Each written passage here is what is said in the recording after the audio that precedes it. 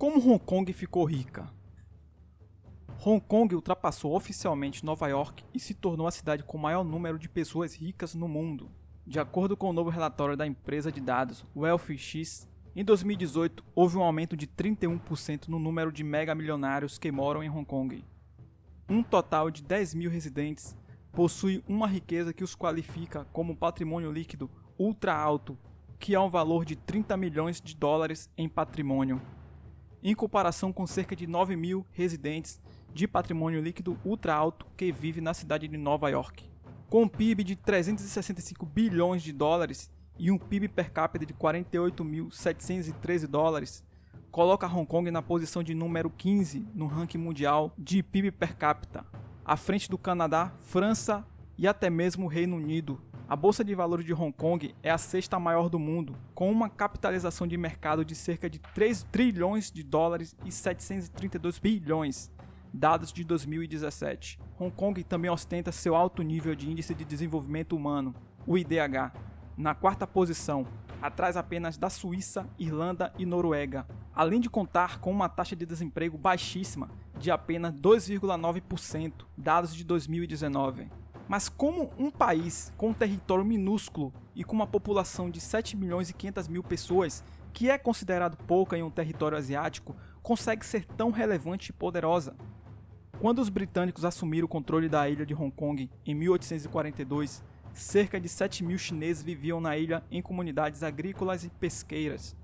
Embora Hong Kong tivesse um porto profundo e protegido, ninguém, incluindo os chineses, estavam muito interessados na própria ilha, e muitos no governo britânico consideraram uma aquisição um erro embaraçoso. Logo após a virada do século XX, a população havia aumentado para 300 mil pessoas. Em 1941, o governador de Hong Kong, Sir Mark Yong, entregou a colônia da coroa britânica de Hong Kong ao Império do Japão em 25 de dezembro de 1941.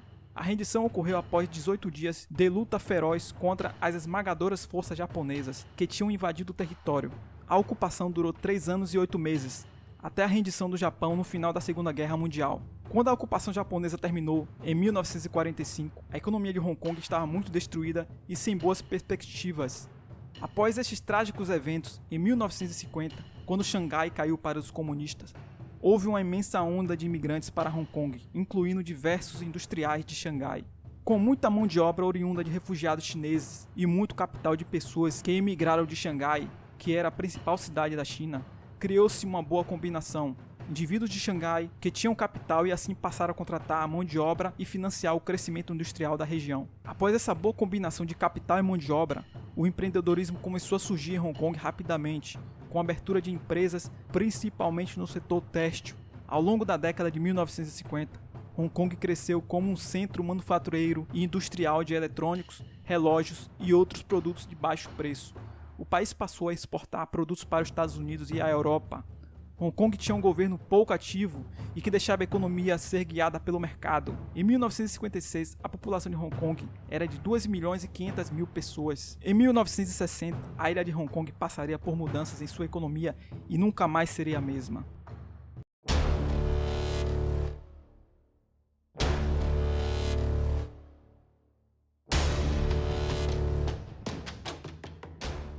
A rápida industrialização da década de 1950 é devido às condições em que a propriedade e os direitos foram protegidos, o poder judiciário era independente e os tribunais imparciais, e havia um mínimo de interferência por parte das autoridades coloniais quando se tratava de comércio internacional. Além disso, enquanto o Reino Unido estava criando um altamente intervencionista estado de bem-estar em casa, o território gozava de uma política econômica fundamentalmente de livre mercado, personificado por Sir John Copyright, secretário financeiro de Hong Kong, de 1961 a 1971. Apesar da oposição de Londres, mas com apoio da comunidade empresarial local, Copyright apostou no comércio livre, a não intervenção do Estado na economia, uma política orçamentária rígida, uma renda pessoal plana e um mercado de trabalho flexível. Esta política econômica, que promoveu a competição e o espírito empreendedor, criou as condições para um crescimento econômico. É nesta época que Hong Kong tornou-se um dos 4 tigres asiáticos, junto com Singapura, Coreia do Sul e Taiwan. Entre 1961 e 2009, o PIB real per capita de Hong Kong foi multiplicado por um fator de 9.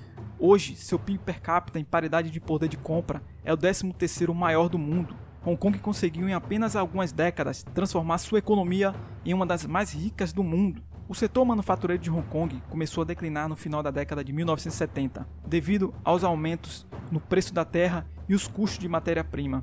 Sendo um território muito pequeno, consequentemente fazia com que o preço das terras ficasse muito caro, pois gera escassez. Hong Kong passou a alterar sua matriz econômica de manufatureira para serviços. Esses novos desenvolvimentos alteraram a economia de Hong Kong significativamente. A participação da indústria na economia diminuiu de 31% em 1980 para 14% em 1997 e 8% em 2008. O setor de serviços, por outro lado, aumentou consideravelmente sua participação, passando de 68% em 1980 para 86% em 1997 e 92% em 2008. Desde 1997, a economia de Hong Kong se tornou um centro de serviço de alto valor agregado, como por exemplo, finanças, gestão, logística, consultoria de negócios, comércio e outras finalidades, tanto para empresas chinesas que buscam entrar nos mercados internacionais, quanto para empresas em todo o mundo que procuram por acesso aos mercados da China continental e ao resto da Ásia.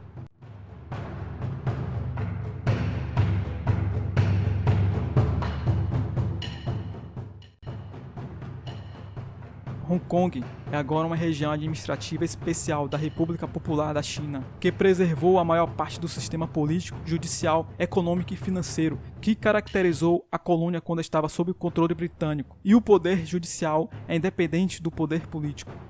Os gastos com o governo em porcentagem do PIB são apenas de 19,2% em Hong Kong, em comparação com 42,9% no Canadá. O imposto de renda sobre pessoas físicas é de apenas 15%, e a alíquota do imposto corporativo é de 16,5%.